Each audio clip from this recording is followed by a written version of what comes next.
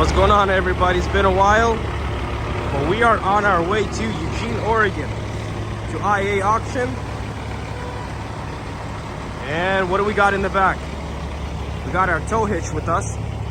Thanks to my buddy always letting me borrow this thing. Man, this is probably our 10th time using this thing. But we are picking up a new project from IA auction. We won it yesterday. Today we got the good to go to pick it up. Hopefully we didn't get screwed, guys. Buying trucks sight unseen, sometimes you never know what. So we'll see what we got. We are slowly making our way to Eugene. Only an hour away. Checked everything out, make sure none of our chains are loose.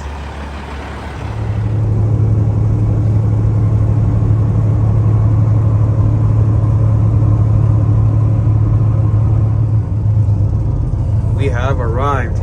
Eugene, Oregon, IA auction. We see the cab all the way right there. The truck. No security, nothing, I guess. We just roll right in. Straight to the truck, pick it up. Oh, and it's standing perfect. Yeah. That's all we need is the rear end. We just back up to that, lift up the back end, and tow it out of here.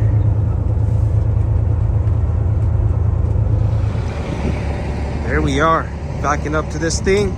Guys, it's a 2006 Pete 379 with the Cummins i6. Let's see if we got screwed or not with this thing. Sight unseen. Looks like we have an impact over here. It was a jackknife. Oh yeah, this we definitely didn't see in the picture. We got a small bent frame. It's got a slight curve right here,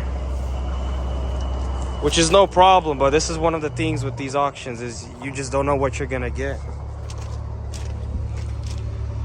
Don't know what's going on here. Step looks fine. Looks like the top cap is. Inside is. Seats, the guy basically took a bunch of stuff out of here. Mostly just the seats. He took the seats off, the stacks.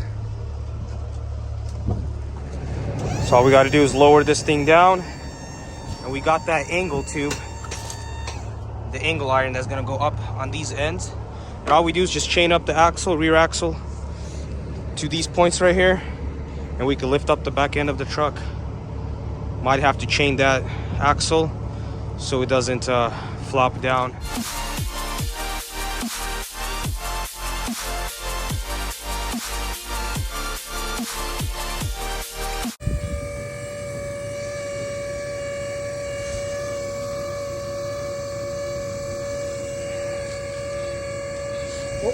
Yep, good.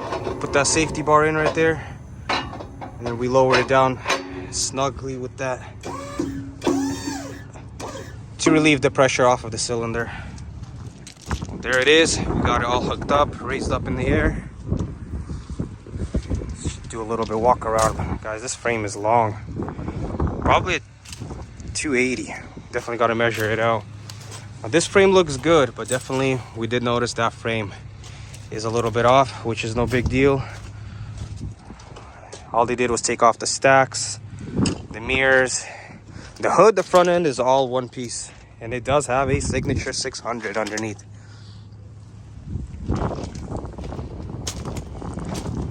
What we got on the front end over here? It needs a visor. No damage over here. It's all basically the only damage so far that we're finding is that fuel tank and that little bit of frame that went. All right, we threw one strap down to hold this tank because this tank is busted. This truck did jackknife. I found out the info.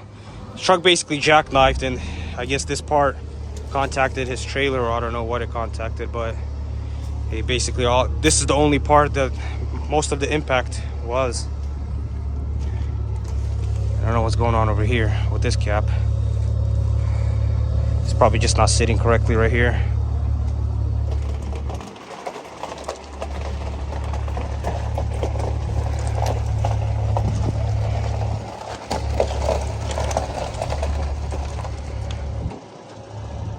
Now we can pop the hood and actually check out what's under the hood. The fence was in the way. Couldn't really open the hood up.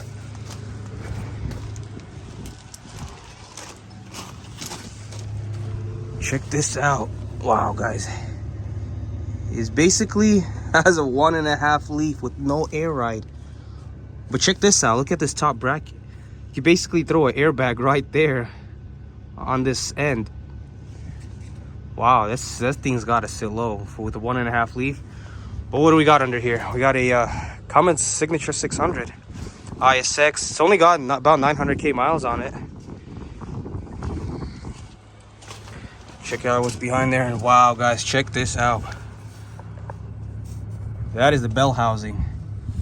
That right there is one big crack. So that means that transmission is hanging on this bell housing, on a cracked bell housing. We gotta throw a strap. Good thing we looked at this. This is one other reason IA, they never take any pictures of this kind of stuff. No oil, sir. A little bit on the dipstick though. Just a little bit of oil on the dipstick. Well, yeah, the bell housing is cracked, so probably all the oil escaped through there. It does start up, and hopefully they didn't start it up too long on this no oil. And guys, look, it's visible damage. That's like, why can't the insurance auction take a picture of this? We honestly did not know this. That's crazy. That means the bell housing took most of the damage, which is good. That means the transmission should be good, the engine is good. If all we got to do is replace the bell housing, this thing should have no problem. But we're gonna have to pull off that transmission and replace that bell housing. But check out this turbo, guys. This is awesome. It's a regular turbo, no VGT, nothing. It's a 2006, so. But yeah, guys, check this out. All we got to do is cut this out right here and put a sleeper that we already have. We have a flat top 48-inch sleeper that's gonna go right on this truck. Interior, the sleeper that we have even has the full matching interior for this. All we got to do is throw 2 seats in. It's got the air horn, train horn valve. Not a bad steering wheel. So all we got to do is strap the steering wheel as well, so our front wheels don't turn while we're towing it. There she is, ready to roll back up north. So yeah, guys, we won this truck off IA auction. Winning bid, 14.7.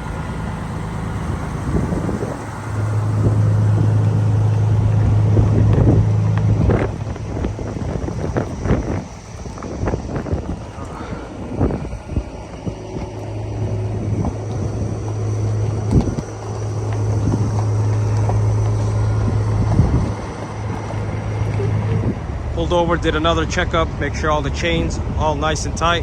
But guys, this got to be the best invention they did. I mean, this thing is awesome. Just being able to pull your own semi 5 hours away. We're only spending about 300 bucks of fuel for today. And this tow would have cost easily us a good 2-3 grand if we were to hire somebody out. Here, all we do is just paying for our own fuel. If you guys haven't subscribed already, go ahead and subscribe. We're gonna get lots of new content on this thing, the progress, the restoration, everything we're gonna do to this truck.